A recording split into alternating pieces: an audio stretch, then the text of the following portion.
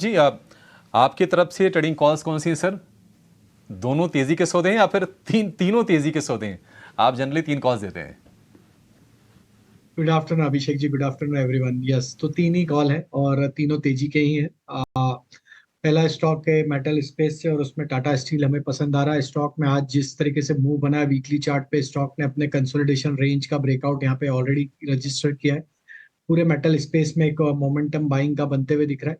Tata steel हमें यहाँ पे अच्छा लग रहा है, जिस तरीके से ब्रेकआउट हुए डेटा बनते हुए दिखे ड्यूरिंग द डे। यहाँ पे पॉजिटिव ट्रेंड कंटिन्यू होते हुए दिखेगा। 148 150 तक के अपसाइड के टारगेट एक्सपेक्ट कर रहे हैं। स्टॉप लॉस जो रखना होगा वो होगा 139 का।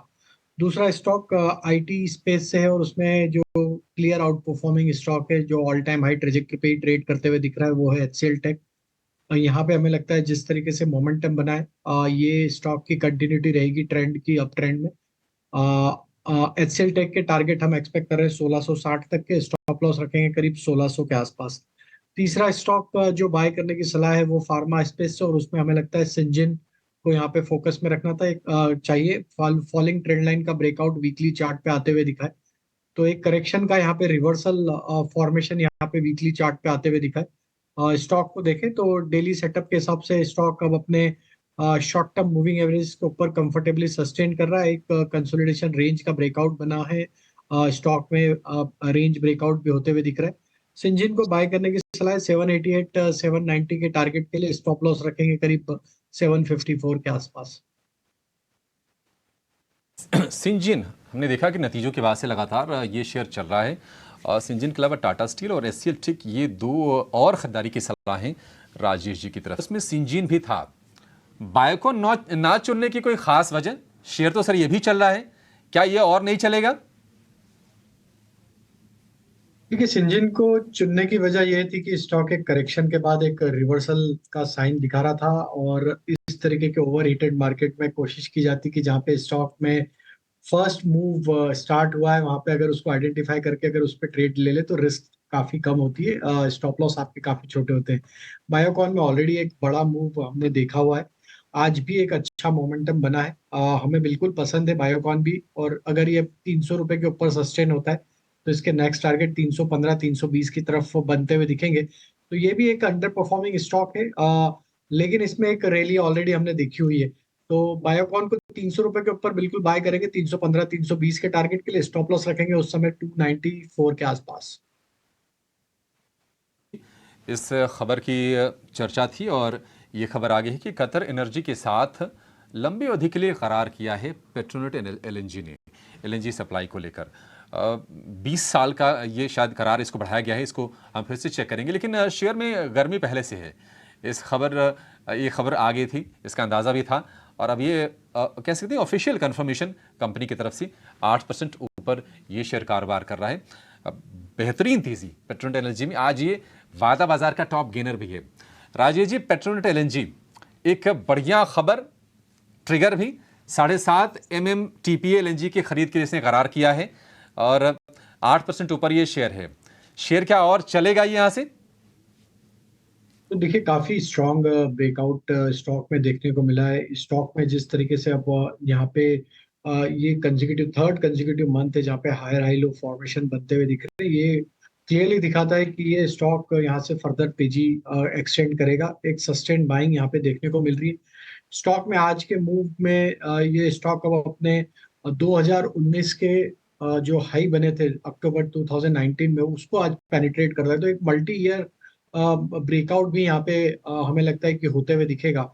और इस तरीके के ब्रेकआउट के बाद ये स्टॉक में मोमेंटम फर्दर एक्सटेंड होते हुए दिख सकता है हायर साइड पे। हमें लगता है कि यहाँ पे 296 298 ये लेवल के ऊपर अगर क्लोज होता है स्टॉक अब, तो इसके नेक्स्ट टारगेट 330 340 की तरफ भी आते हुए दिखेंगे पोजिशनल बेसिस पे। देख पा रहे हैं इनकी आय करीब 2% के आसपास की बड़ी, मुनाफा 240। ये थोड़ा एबनॉर्मल लग रहा है, इसको हम एक बार वापस से चेक करके लेके आएंगे आपके लिए कि कितने से कितना बड़ा ये वाई है।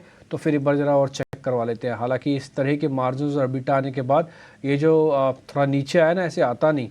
फिर भी चेक कर लेते हैं एक बार 2 मिनट के लिए, लेकिन नंबर्स जो है नीचे वो ठीक ही चल रहे हैं। मैं कंपेरेटिव फिगर चेक करके भी आपका वापस लौटूंगा। जेके टायर्स एक बार ज़रा चेक करके बताइए राजेश सर, एक बार ज़रा चेक करना आप। जेके टायर क्या करें? तो देखिए जेके टायर में एक क्लियर अप ट्रेंड यहाँ पे देखने को मिला है स्टॉक में। अगर हम देखें तो पिछले कई महीनों में स्टॉक एक अच्छी तेजी यहाँ पे ऑलरेडी डिस्प्ले करते हुए दिखा है। यहाँ पे ओवरऑल स्ट्रक्चर तो बुलिश ही है। अगर कोई डिक्लाइन मिलता भी है तो इसको यहाँ पे ऐड किया जा सकता है टुवर्ड्स 500 490 के आसपास। इसके नियर टर्म चार्ट पे एक सपोर्ट बने हुए। तो हमें लगता है कि अगर छोटी मोटी गिरावट वोलेटिलिटी मिलती भी है तो यहाँ पे ऐड करें, 490 का स्टॉप लॉस रखें। और अपसाइड में जैसे ही स्टॉक में 535 के लेवल क्रॉस होंगे तो ये मोमेंटम फर्दर एक्सटेंड होते हुए दिखेगा टुवर्ड्स 560 570 की तरफ। जो हमारी टिकर टीम ये नंबर्स ला रही है बिल्कुल ठीक है, क्योंकि मैंने इसको चेक भी किया है कि एबनॉर्मल प्रॉफिटेबिलिटी शो कर रहा है इस बार ये, और ये प्रॉफिटेबिलिटी काफ़ी कम से बड़ा है। और मैं बता देता हूँ नंबर्स के अंदर वो करीब 65 करोड़ से बड़ा है 220 करोड़। तो ये परसेंटेज जो है वो बिल्कुल ठीक ही दिख रहे होंगे आपको। 227 करोड़ जो आपको दिख रहा है स्क्रीन पर, रफ में बता रहा था आपको। और दूसरा इसका मार्जिन्स भी 9 से 15% बढ़े हैं, तो मार्जिन्स भी ठीक है। अच्छा, इसका ऑपरेशन प्रॉफिट्स भी आपको जो दिख रहा होगा वो भी अच्छा बढ़ा है। वो बढ़ा है करीब 340 करोड़ से 550 करोड़, तो वो नंबर्स भी ठीक है। ये नीचे लिखा मार्जिन्स 9 से 14 करोड़ है। ठीक है, डन, नंबर्स तो ठीक ही है बिल्कुल। और लेकिन रिएक्शन उतना स्ट्रांग नहीं है। राजेश सर ने आपको ट्रेड दे दिया, बता दिया ऑलमोस्ट क्या करना है इस पर। एक बार आप इसको उस हिसाब से लेना जैसे राजेश सर ने बताया। अभिषेक कुल ठीक है। नंबर्स के बाद राजेश जी, अब आपके रडार पर कौन से शेयर हैं सर? आपसे तो 2 चाहिए सर शेयर। अभिषेक जी 2, आप 3 ले लीजिए, हम 3 भी दे देंगे। तो देखिए 3 दे दिए सर, 3 दे दीजिए।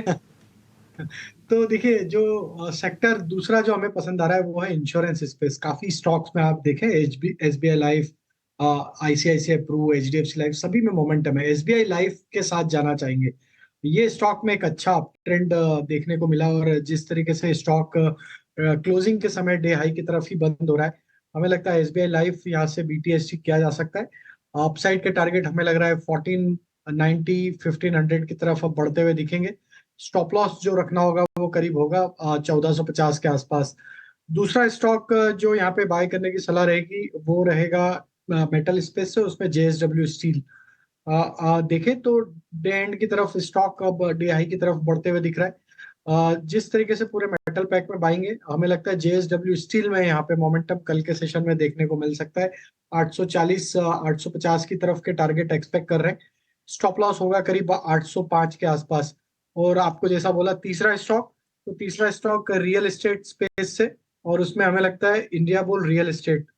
ये स्टॉक को आज बाय करना चाहिए बीटीएसटी पॉइंट ऑफ व्यू से। काफी समय से एक कंसोलिडेशन में था स्टॉक, और जिस तरीके से आज एक मल्टीपल सप्लाई जोन का ब्रेकआउट किया है स्टॉक ने, डे हाई की तरफ स्टॉक बंद होते हुए दिख रहा है। 114 के आसपास अभी ट्रेड कर रहा है। यहाँ पे हमें लगता है 120 122 तक की अपसाइड आते हुए दिख सकती है। स्टॉप लॉस रखेंगे 111 का।